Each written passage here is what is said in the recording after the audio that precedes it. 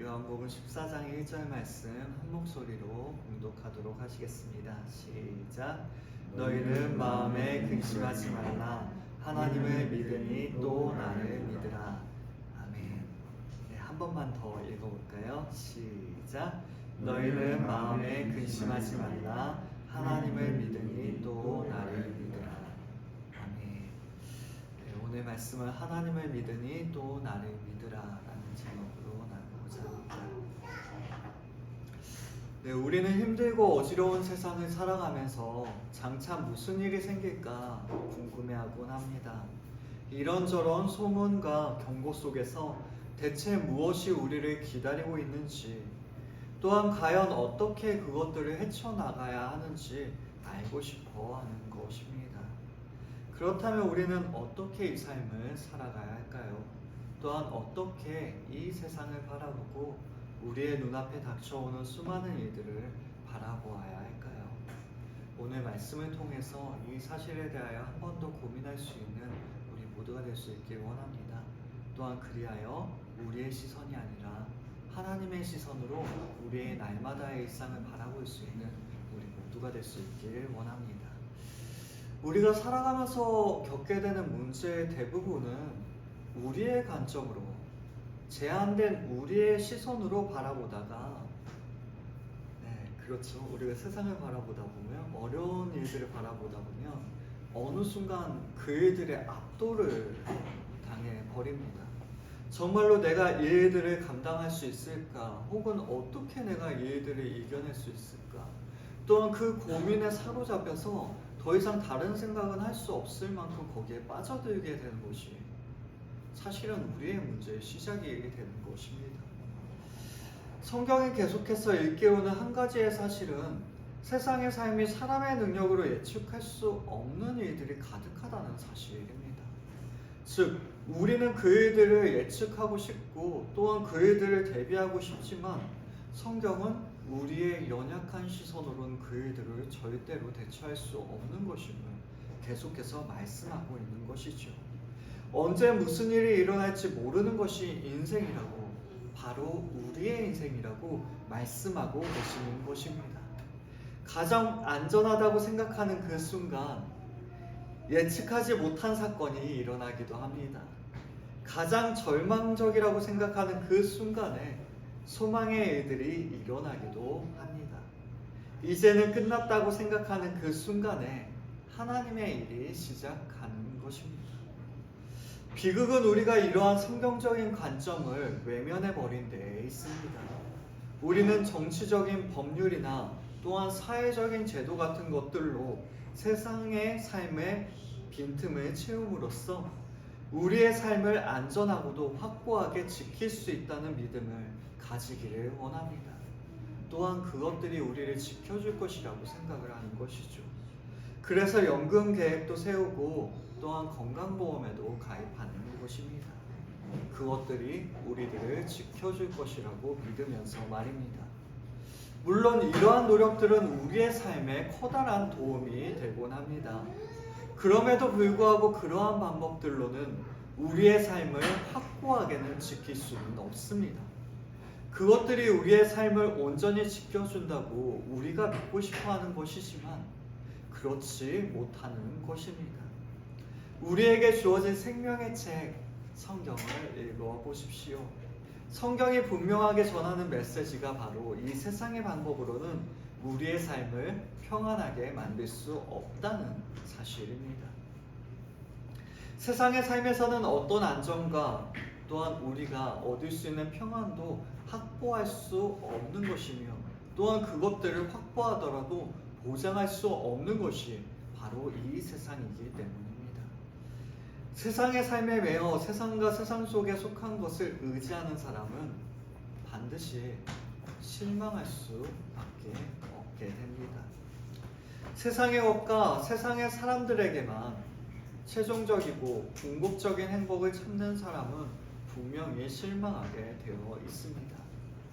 복음 메시지를 떠나서는 궁극적으로 세상에서 안전한 삶을 살 수 없기 때문입니다. 사람이나 가족, 집이나 직업, 돈, 건강, 힘에서 마음의 평안을 찾는 사람은, 그리고 그것들에게서 궁극적인 의미의 행복과 기쁨을 찾는 사람은 반드시 실망하게 되어 있습니다. 그것들은 어느 날 전부 사라져 버리곤 합니다. 우리가 세상의 삶을 의지할 때면 여지없이 어려움이 찾아오게 되고, 또한 그 어려움이 우리의 모든 것을 산산조각 내어버리기 때문입니다. 히브리서는 이렇게 말씀하고 있습니다. 여기에는 영구한 도성이 없으므로. 한 번 더요. 여기에는 영구한 도성이 없으므로.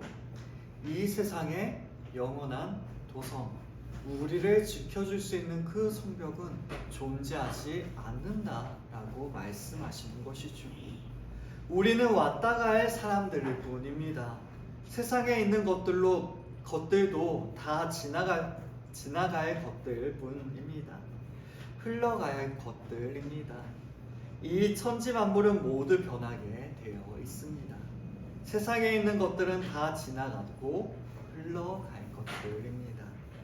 때문에 성경은 세상의 것들은 영원히 지속되지 않으니 의지하지 말라고 우리에게 거듭 강조하여 말씀하는 것입니다.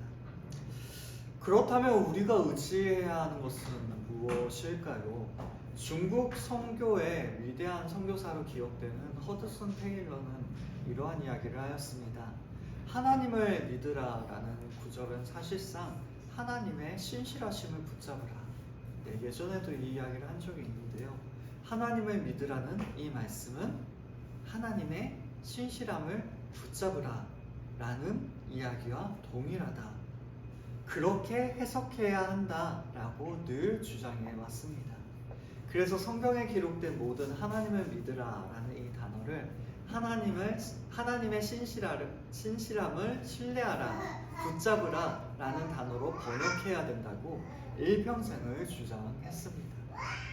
참으로 하나님을 믿는다는 것은 이 테일러의 말처럼 하나님의 신실하심을 붙잡는 일이다. 우리는 동의하고 또한 그렇게 생각할 수 있습니다. 하나님에 대해 확신하는 일을 가지는 일이 바로 하나님을 믿는 일이기 때문입니다. 우리가 모든 상황에서 하나님의 신실하심을 붙잡지 않는다면 우리는 세상의 삶을 다스릴 수도 없고 또한 정복할 수도 없는 것입니다. 우리의 주와 구주가 되신 예수님께서도 그 무엇보다도 먼저 우리의 인생을 하나님께로부터 출발해야 한다고 말씀하고 계십니다. 그 말씀을 통하여 우리를 지금도 가르치시고 계시는 것이죠. 하나님을 믿으라. 하나님을 믿으라. 하나님에 대한 것을 믿을 뿐만 아니라 하나님의 그 자신을 믿어야 한다라는 말씀입니다. 그분께서 하신 말씀들을 받아들여야 합니다. 그분을 신뢰해야 합니다. 그리고 그분을 의지해야 합니다. 세상은 지금도 하나님의 것이기 때문입니다. 오늘 말씀이 바로 그 하나님을 믿는 방법과 또한 우리 주님을 믿는 것이 무엇인지를 계속해서 나누어 볼 것이에요. 그래도 우리가 머릿속에서 끊임없이 생각해야 되는 것은 하나님을 믿는다는 것은 하나님의 신실하심을 붙잡는 일이고 또한 그 신실하심을 붙잡을 수 있는 것은 하나님의 말씀을 의지하는 일이다 라는 사실을 계속해서 기억해 주셨으면 좋겠습니다. 결국 하나님을 믿는다는 것은 하나님의 말씀을 붙잡는 것, 즉 신실하신 그 말씀을 붙잡는 것이다 라고 이야기할 수 있기 때문이죠. 네, 그렇습니다. 세상은 지금도 하나님의 것입니다. 하나님께서 만물을 존재하게 하셨기 때문입니다. 우주는 어쩌다가 생겨난 것이 아닙니다. 난데없이 불쑥 생겨난 것이 아니라는 말입니다. 하나님께서 이 세상을 창조하셨고 하나님께서 모든 창조물의 길을 정해 놓으셨습니다. 하나님께서 우리의 길을 정해 놓으신 것입니다. 그가 만물의 창시자이시오 또한 보안자이시며 기초자시고 창조자이십니다. 존재하는 것을, 모든 것을 만드신 분이 바로 하나님이시고, 또한 그 만드신 모든 것을 유지하시는 분 또한 하나님이신 것입니다. 또한 하나님께서는 모든 것을 알고 계십니다. 어디에나 계시고 모르시는 일이, 또한 보지 못하시는 일이 하나도 없으십니다. 하나님께서는 전지하시고 편지하시며 또한 전능하십니다. 이 모든 하나님의 속성을 다 종합해서 우리한테 적용을 시키자면요, 그래서 하나님이 전지하시고 전능하시고 그래서 나랑 무슨 상관이야? 이라고 생각하는 것이 아니라, 그 모든 하나님의 속성을 우리의 인생에 적용해 보자면 하나님을 떠나서는 아무것도, 아무 일도 일어날 수 없다라는 이야기를 우리는 해볼 수 있게 되는 것입니다. 모든 것을 아시는 그 하나님께서 우리의 인생의 길을 알고 계십니다. 모든 것을 하실 수 있으신 그 분께서 우리에게 일어나는 모든 일들을 통제하고 계십니다. 하나님께서 통제하신다는 것은 무엇인가요? 하나님께서 다스려 주신다는 것입니다. 다시 말해, 우리에게 좋은 일이 일어나든가 나쁜 일이 일어나든가, 우리가 쉽게 이겨낼 수 있는 일이 일어나든가, 또한 어려운 일이 일어나든가, 그 모든 것들은 다 하나님의 손 안에 있다는 것입니다. 마태복음 10장 29절과 31절의 말씀입니다. 참새 2마리가 한 아사리온에 팔리지 않느냐? 그러나 너희 아버지께서 허락하지 아니하시면 그 하나도 땅에 떨어지지 아니하리라. 두려워하지 말라. 너희는 많은 참새보다 귀하니라. 아사리온은 로마 시대에 쓰이던 화폐로 노동자의 하루 품삯인 데나리온의 16분의 1 정도의 가치를 지닌 아주 작은 화폐였다고 합니다. 지금으로 따지자면 노동자가 하루에 한 8만 원 정도 받는다고 치면 8만 원의 16분의 1, 그러니까 한 5천 원 정도 되려나요? 네, 그 정도의 가치를 지닌, 가장 좀 작은 가치를 지닌 16분의 1이면 5천 원 맞나요? 500원인가요? 네네, 그 정도로 작은 가치. 네, 죄송해요, 제가 산수를 잘 못해서. 네, 그 아주 작은 가치를 지닌 것을 의미할 때, 그리고 매우 하찮은 것을 비유할 때 아사리온이라는 단어를 사용했다고 합니다. 우리나라 말로는 10원짜리 정도의 의미를 지닌 것이 바로 이 동전이었다고 해요. 그 작은 아사리온 하나로 참새 2마리를 살 수 있었습니다. 그렇게 따지면 참새 한 마리는 얼마예요? 반 아사리온이 되는 것이죠. 즉, 그 보잘것없는 아사리온의 절반 정도밖에 되지 않는 그 참새, 그 참새마저도 하나님께서 허락하지 않으시면 하나도 땅에 떨어지지 않는다라고 말씀하고 계십니다. 즉, 하나님의 섭리 아래에 있는 것이 그 작은 존재 참새마저도 하나님의 돌보심 아래에 있는 것이다 라고 말씀하고 계시는 것이지요.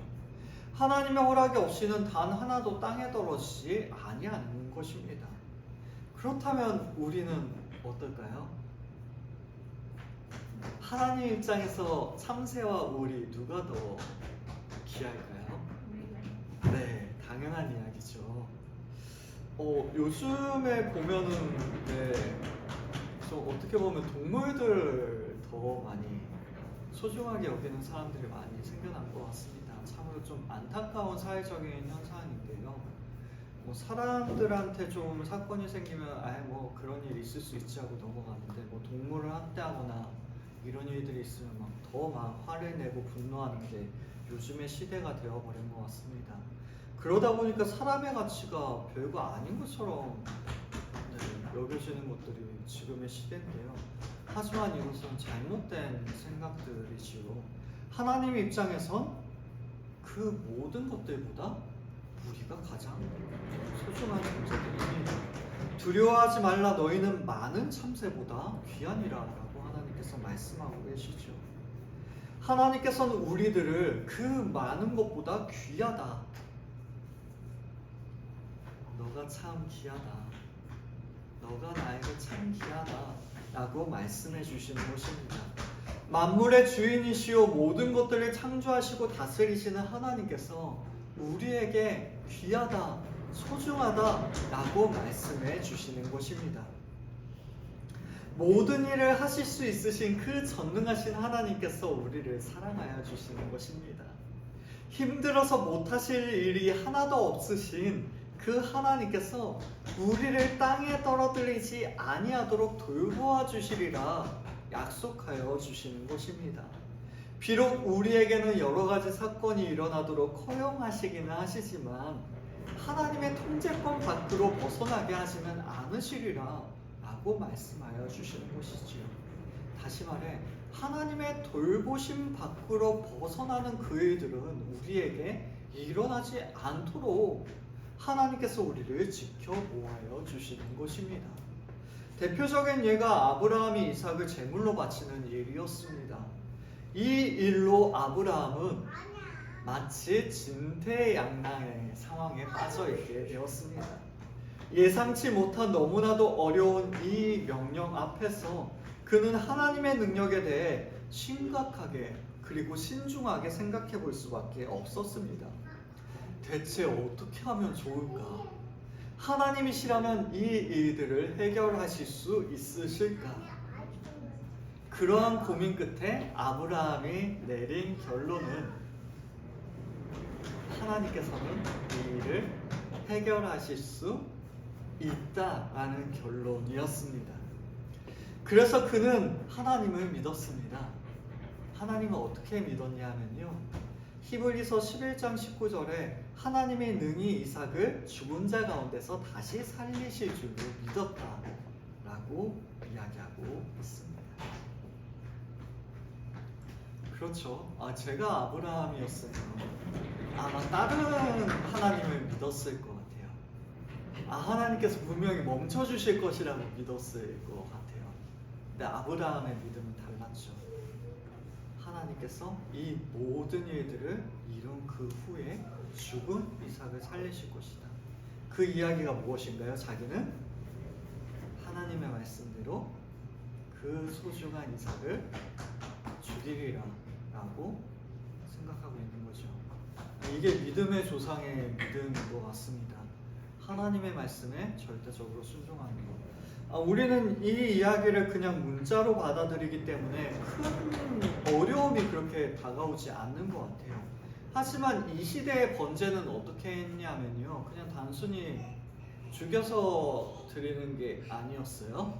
배를 가르고 내장을 꺼내고 그 내장을 물로 씻고 그리고 조각조각을 이 마디에 따라서 자릅니다. 크기에 따라서 자르고 그리고 모두 다 태워서 번제를 드리는 게 바로 이 시대의 번제였던 것이죠.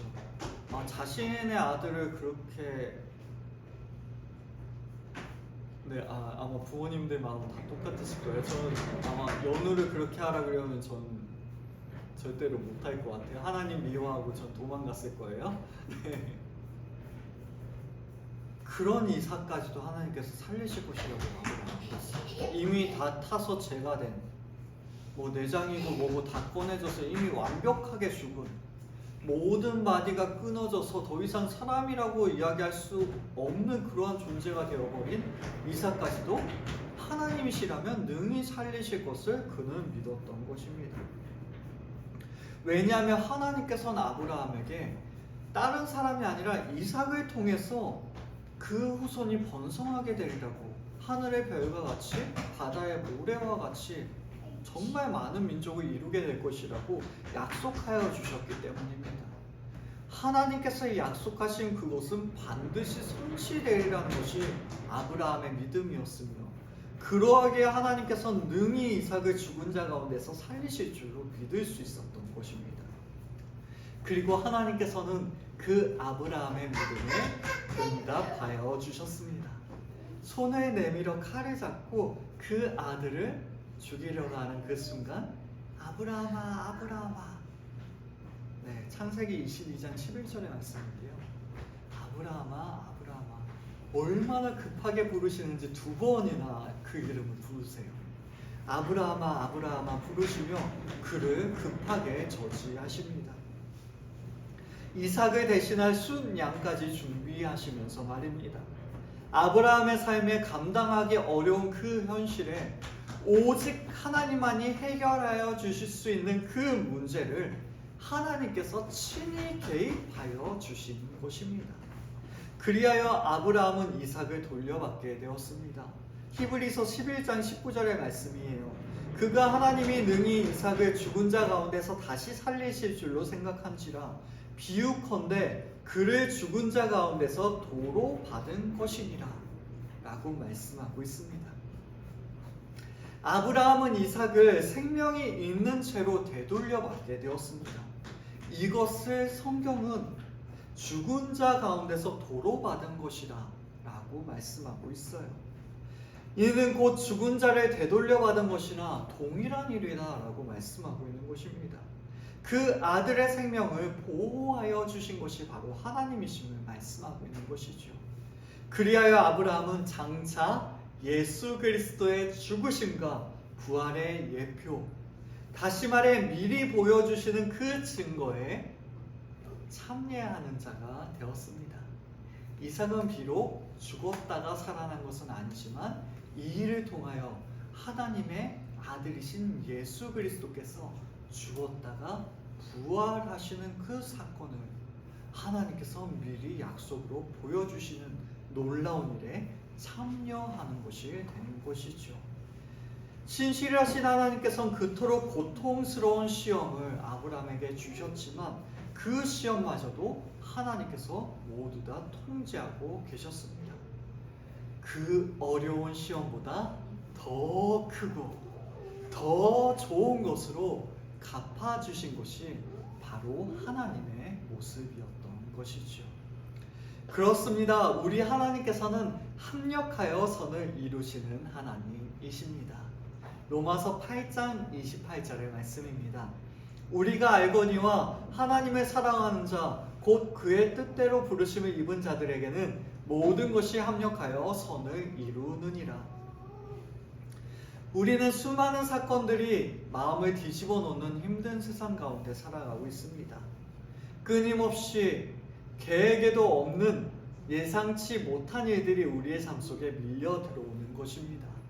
그럼에도 우리가 진심으로 하나님을 믿는다면 우리에게 무슨 일이 일어나든지 그 일 때문에 우리는 더욱더 하나님과 가까워지게 될 것입니다. 비록 그것이 우리의 마음을 아프게 하는 어려움이라고 할지라도 그것이 하나님과 가까워지는 일이라면 무엇이든 우리들에게 선한 일이 되어집니다.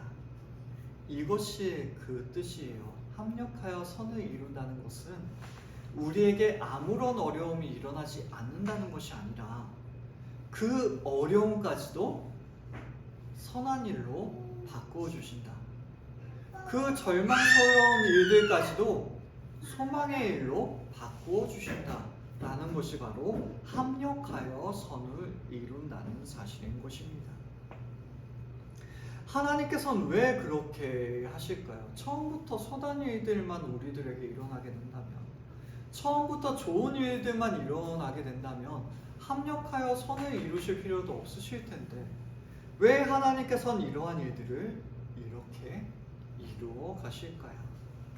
그것은 바로 우리의 연약함 때문이라고 이야기할 수 있습니다. 좀 솔직하게 이야기해 봅시다. 삶이 순탄하고 평탄할 때, 태양이 하늘에서 아름답게 빛나고 만사가 태평할 때 우리들은 너무나도 쉽게 하나님을 잊어버립니다. 하나님이 필요하다고 생각하는 그 생각 자체가 길지 않게 되는 것이 바로 우리의 평안할 때라고 이야기할 수 있을 것입니다. 하나님을 잊어버리고 하나님께로부터 멀어지게 되는 것이 바로 이러한 순간입니다. 그러다가 무언가가 어긋나게 되고 우리에게 어떠한 문제가 또한 어떠한 사고가 생겨나게 되면 우리는 다시 무릎을 꿇게 됩니다. 그 일들은 우리들을 어렵게 하지만 그 고난으로 인하여 우리는 하나님과 더욱 가까워지게 되는 것입니다. 시편 기자의 고백처럼 고난 당하기 전에는 내가 그를 행하였기 때문입니다. 그렇기 때문에 고난 당하는 것이 내게 유익이다 라는 고백을 하게 되는 것입니다. 하나님께서 우리를 가까이 끌어당기기 위하여 고난을 견디도록 하시기 때문입니다. 네, 이번 주에도 유미가 저한테 물어보더라고요. 집 문제 때문에 계속 고민하다가 그래서 어려운 일들이 있다가 하나님이 왜 자꾸 이런 일들을 일으키시는 거냐고, 그래서 저한테 목사님 대답 좀 해보세요 라고 이야기하더라고요. 네, 그래서 저는 어떻게 했을까요? 네, 씩 웃고 말았습니다. 네, 그리고 속으로 기도했어요. 되게 신기하더라고요. 저 이 말씀을 계속 고민하고 있었는데 유미가 물어보니까 네, 대답이 됐죠? 왜 자꾸 이런 일들이 일어날까요? 네, 하나님께서 계속 땡기시는 거예요. 합력하여 선을 이루시기 위하여 어머니 말씀처럼 더 기도하고 더 하나님 찾고 더 하나님을 의지하라고 그러한 어린이들을 일으키시는 것입니다. 기억하는지 모르겠는데 그 대화를 하다가 스스로가 답을 찾더라고요. 내가 집 때문에 고민하진 않았는데 집을 위해서 또 더 기도해야겠다라고 의미가 스스로가 그 답을 찾아서 이야기하더라고요. 이렇게 하나님께서 계속 우리를 땡기시기 위해서 하나님께로 가까이 우리를 데려가시기 위하여 그 관계 속으로 더욱더 깊이 들어가게 하시기 위하여 우리에게 어려운 일들을 겪도록 하시는 것입니다. 그럼 그 어려운 일들로 인해서 우리는 어떻게 될까요? 우리 인생이 막 망하게 되거나 우리가 막 절망으로 끝나게 될까요? 아니죠. 합력하여 선을 이루도록. 네, 그렇습니다. 그 어려움에 우리는 절대로 지지 않습니다. 왜냐하면 이 일들까지도 그 신실하신 하나님께서 모두가 통제하고 계시기 때문입니다. 하나님께서 우리에게 고난을 주시는 그 이유는 그러하기 때문에 전부 사랑에서 비롯된 일이다 라고 이야기할 수 있을 것입니다. 덧없는 이 세상에서 순간의 평안을 누리는 일보다는 우리의 영혼이 하나님과 더 가까워지는 것이 훨씬 더 중요하기 때문입니다. 신실하신 하나님께서는 우리를 언제나 선한 길로 인도하여 주시는 것입니다. 단순히 우리가 잠깐의 평안을 누리는 것보다 더욱더 하나님과 가까이, 주께로 가까이 나아가며 그리함으로 말미암아 진정한 평안을 누리도록 하는 것이 바로 하나님의 방법인 것이죠. 더욱이 하나님께서는 우리와 하나님 사이에 끼어든 죄의 문제를 외면하지 않으셨습니다. 우리가 죄에 사로잡혀 완전한 절망에 빠지지 아니하도록 친히 두 팔을 걷어 붙이시고 우리의 인생에 개입하여 주셨습니다. 세상은 방치되어 있지 않습니다. 거룩하고 의로운 빛이실 뿐 아니라 사랑이신 그 하나님께서 그 무한한 자비와 긍휼로 이 세상에 한 가지 일을 행하시겠다고 선포하신 것입니다. 하나님께서는 이 세상과 우리의 삶 속에 역사하심으로써 다시금 혼돈에서 질서를 만들어내시겠다. 처음에 그 창조와 마찬가지로 우리를 새롭게 만들어 가시겠다라고 말씀하시는 것입니다. 그 말씀은 바로 여자의 후손이 뱀의 머리를 상하게 하리라는 그 약속의 말씀이십니다. 그리하여 말씀하신 대로 우리 주 예수 그리스도께서 이 땅에 오시게 되었습니다. 주님께서는 평범하고 자연스럽게 태어나지 않으셨습니다.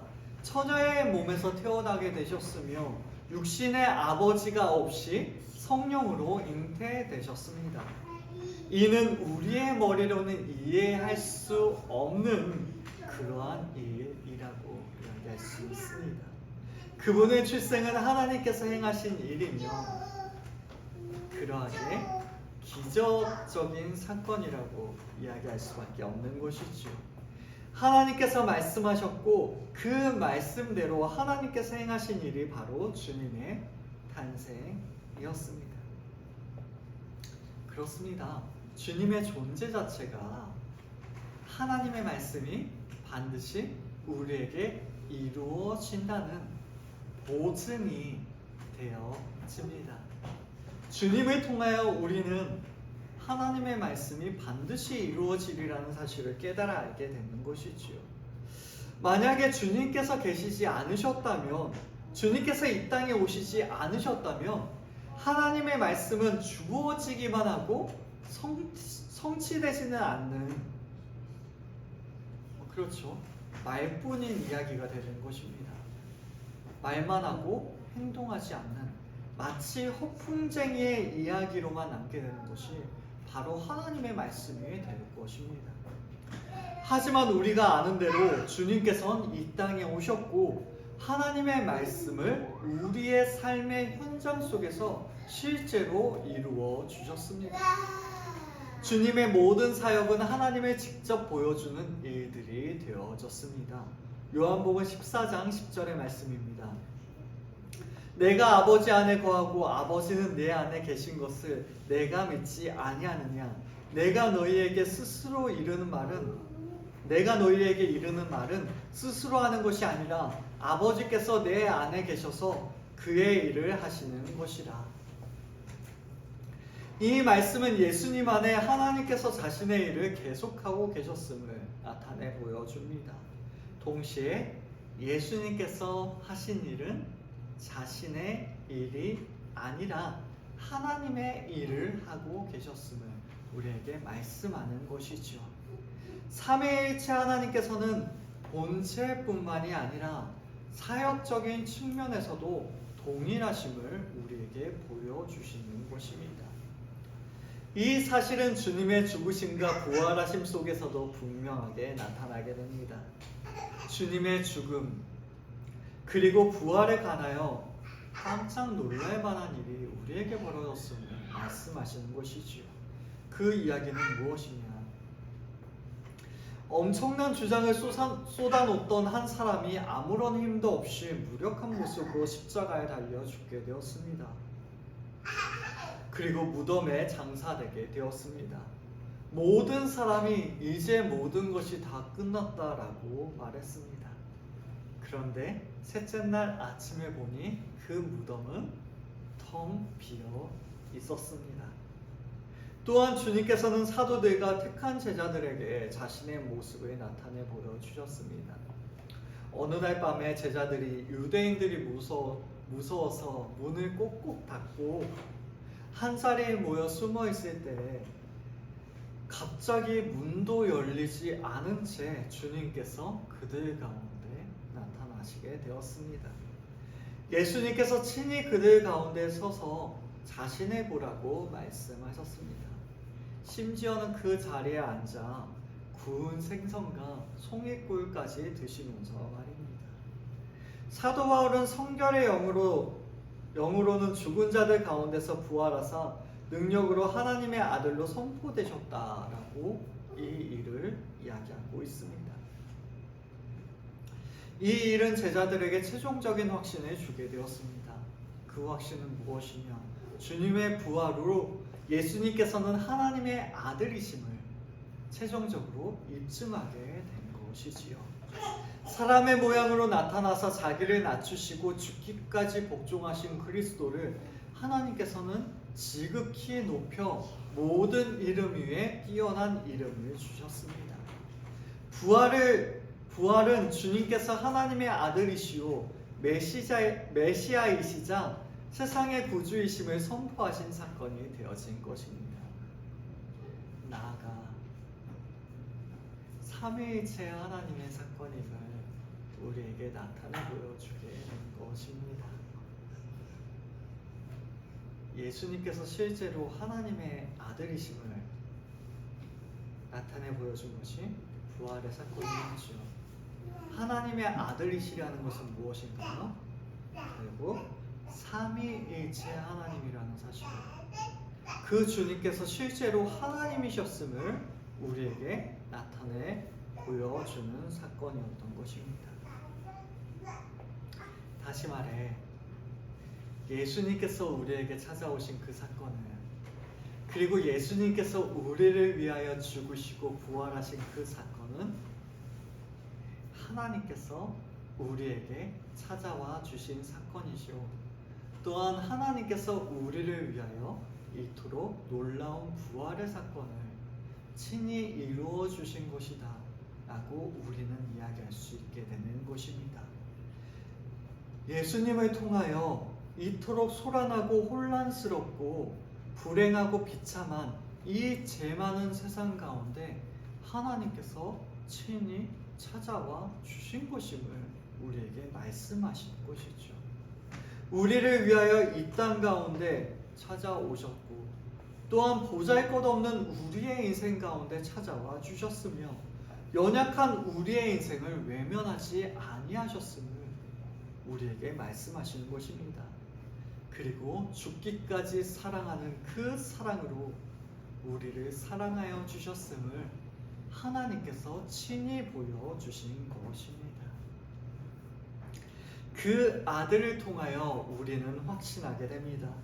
하나님의 그 모든 말씀이 참으로 우리에게 주어졌음을, 그 모든 말씀이 우리에게 반드시 이루어지는 것임을 말입니다. 따라서 그리스도를 믿는 것은 하나님의 말씀의 보증이 되시는 예수님을 믿는 것과 동일합니다. 결국 하나님을 믿으니 또 나를 믿으라, 하나님을 믿는 일이 되는 것입니다. 우리의 인생을 버려두지 아니하시고 돌보시며 합력하여 선을 이루시는 그 하나님을 믿는 일이 바로 예수님을 믿는 일이다 라고 이야기할 수 있는 것이지요. 이 사실을 기억하게 된다면 우리는 우리의 세상으로 향하여 나아가는 그 태도를 다시 한번 설정할 수 있게 됩니다. 성경의 말씀을 이렇게 정리해 볼 수도 있을 것 같아요.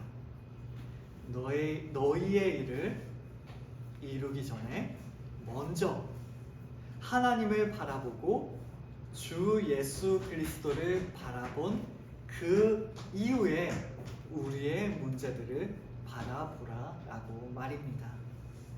이것이 순서입니다.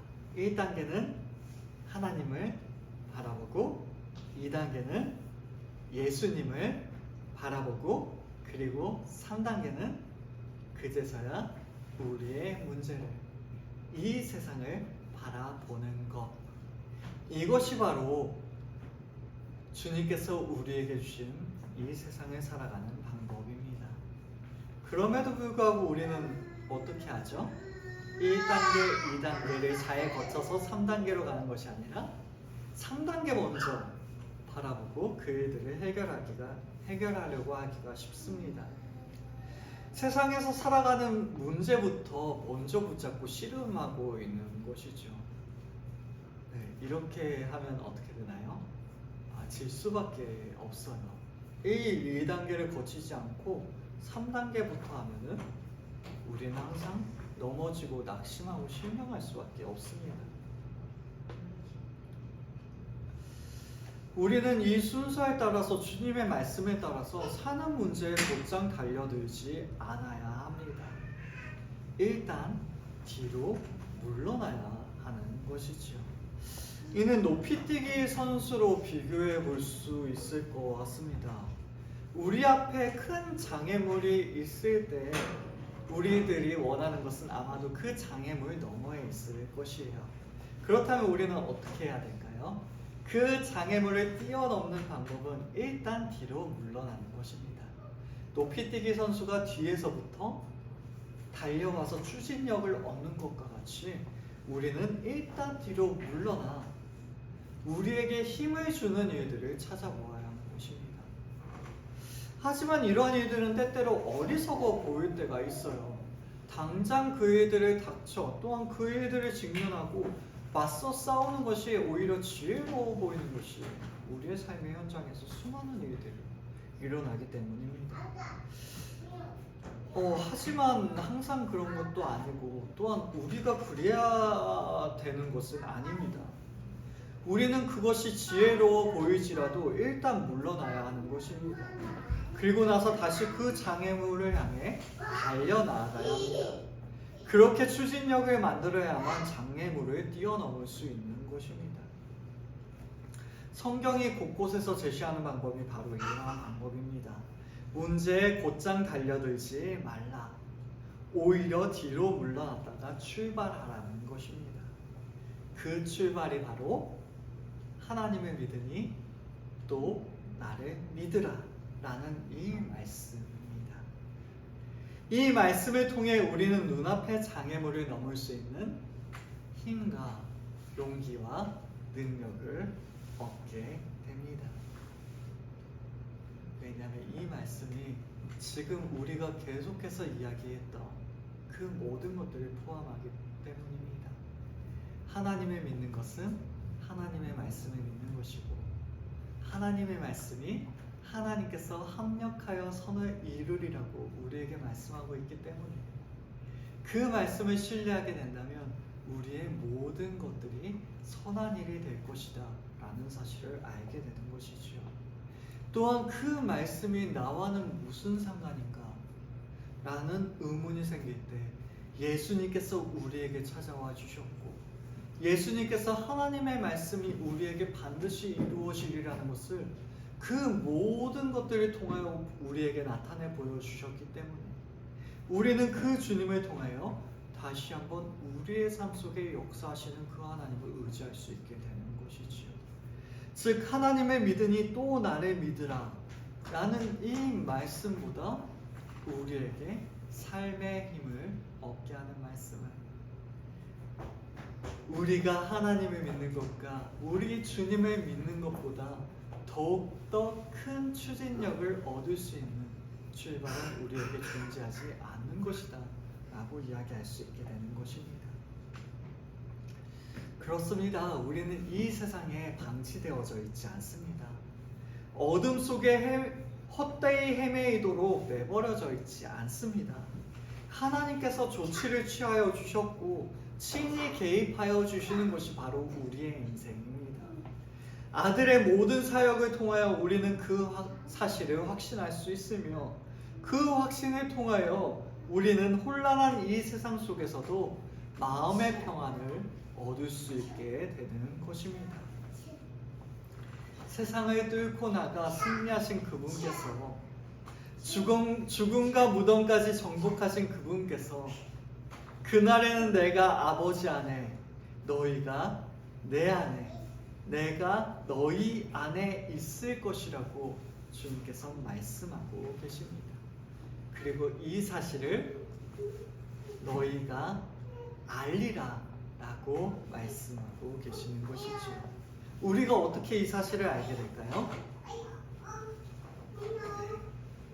우리의 모든 일 속에서 역사하시는 그 주님을 통하여 내가 주님 안에 있구나, 주님께서 내 안에 계시구나, 그리고 하나님 안에 계신 그 주님을 통하여 우리가 하나님 안에 있구나 라는 사실을 경험하게 될 것이기 때문입니다.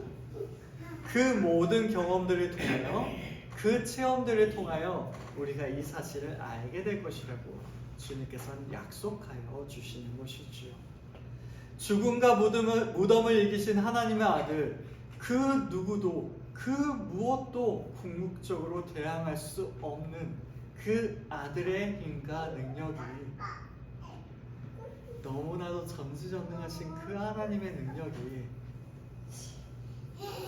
말할 수 없이 연약한 아무것도 없는 정말 무가치한 우리의 인생 속에 부어지고 있음을 우리에게 말씀하고 있는 것입니다. 우리의 인생 가운데 이러한 하나님의 능력이 부어질 때 우리는 어떻게 될까요? 그렇죠? 네, 저는 항상 이렇게 표현하기 좋아해요. 사람을 그릇으로 표현을 하고 하나님의 은혜들을 흘러넘치는 생수 물로 표현을 하자면 하나님의 은혜가 우리에게 부어질 때 그 그릇이 차게 되는 거죠. 네, 여러분들은 어느 정도 그릇인가요? 네, 아마도 그 그릇이 크면 클수록 하나님의 은혜를 더 많이 이렇게 채울 수 있을까요? 네, 근데 안타깝게도 저는 스스로를 생각해 볼 때 간장 종지 정도밖에 되지 않나 생각이 들어요. 네.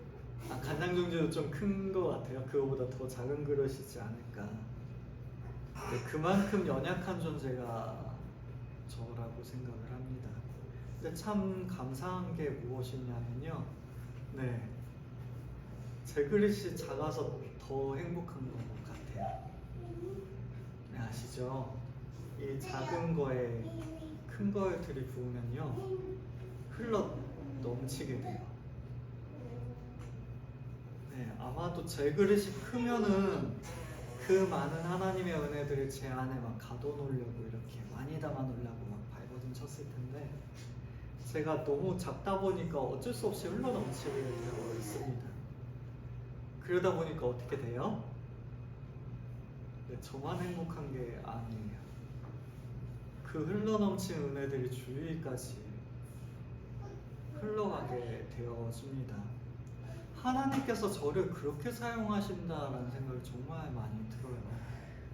저의 연약함을 통하여 오히려 하나님께서 얼마나 크신지를, 저의 이 담아놓을 수 없는 이 간장 종지를 통하여 주변에까지 하나님께서 얼마나 놀라운 일들을 이루어 가시는지를 나타내 보여주시는지, 그것이 바로 하나님께서 연약한 우리의 인생 가운데 흘러넘치도록 부어주시는 은혜인 것 같습니다.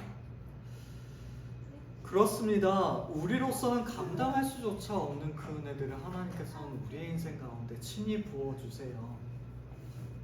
그러하기 때문에 우리는 우리의 인생을 살아갈 수 있습니다. 우리의 인생을 내 스스로의 힘으로 감당할 필요는 없는 것 같아요. 모두 다 이겨내야만, 모두 다 성공적으로 그 일을 마무리해야만 우리의 인생이 하나님 보시기에 귀한 인생이라고 이야기할 수 있는 것도 아닌 것 같습니다. 하나님께서는 언제나 우리에게 은혜를 베풀어 주시며 때때론 우리가 쓰러지고 넘어지고 지치는 그 순간도 하나님께서는 선한 일로 바꾸어 주신다는 사실을 우리는 신뢰할 수 있길 원합니다. 그리하여 우리의 인생이 항상 성공하지 않더라도 언제나 하나님의 손아귀 안에 우리가 있음을, 우리가 정말로 절망하고 낙심하는 그 순간에도 우리가 하나님의 품 안에 안겨있는 것임을 우리가 확신할 수 있길 원해요. 그 모든 것들이 바로 하나님께서 우리에게 말씀하시는 것이며 또한 그 모든 것들이 하나님께서 우리에게 약속하여 주시는 그 하나님 아버지의 말씀이기 때문입니다. 합력하여 선을 이루시는 하나님의 인도하심이 우리 인생의 모든 순간에 책임져 주심을 우리 또한 믿을 수 있기를 원합니다. 하나님을 믿으니 또 나를 믿으라. 이 말씀이 우리에게 주어졌습니다. 그리할진대 우리가 두려워할 필요가 있을까요? 우리가 염려할 필요가 있을까요? 바라고 원하는 것은 우리 모두가 이 사실을 확신할 수 있길 원합니다. 하나님을 믿으니 또 주님을 믿을 수 있는 우리, 그리함으로 말미암아 참된 평강을 얻을 수 있는 우리 모두가 될 수 있길 원합니다. 네, 이 말씀을 마무리하면서 정말로 하나님께서 얼마나 우리에게 평강을 주고 싶어 하시는지를 조금 느낄 수 있길 원해요. 얼마나 우리를 사랑하시는지, 얼마나 우리의 인생을 책임져 주고 싶어 하시는지를 조금 더 신뢰할 수 있는 우리 모두가 될 수 있길 원합니다. 그리하여 아직도 우리의 눈앞에 보이지 않는 그 인생이 우리를 가려 막을지라도 또한 어떻게 해야 할지 모를 그 막막한 상황이 지금도 그러하지만 앞으로 또 찾아오게 되겠지만 그 모든 순간에도 하나님께서 우리를 보호하고 계심을, 그 순간에도 우리 주님께서 우리의 마음속에 찾아와 우리와 함께하여 주심을 신뢰할 수 있는 우리, 그리함으로 말미암아 절망하고 낙심하는 데 멈추는 것이 아니라 오히려 믿음으로 그 하나님을 더욱더 붙잡을 수 있는 우리, 그 하나님을 믿기에 나 자신뿐만 아니라 우리의 모든 상황들, 모든 일들까지도 하나님께 맡길 수 있는 우리 모두가 될 수 있기를 주님의 이름으로 축원합니다. 기도하시겠습니다.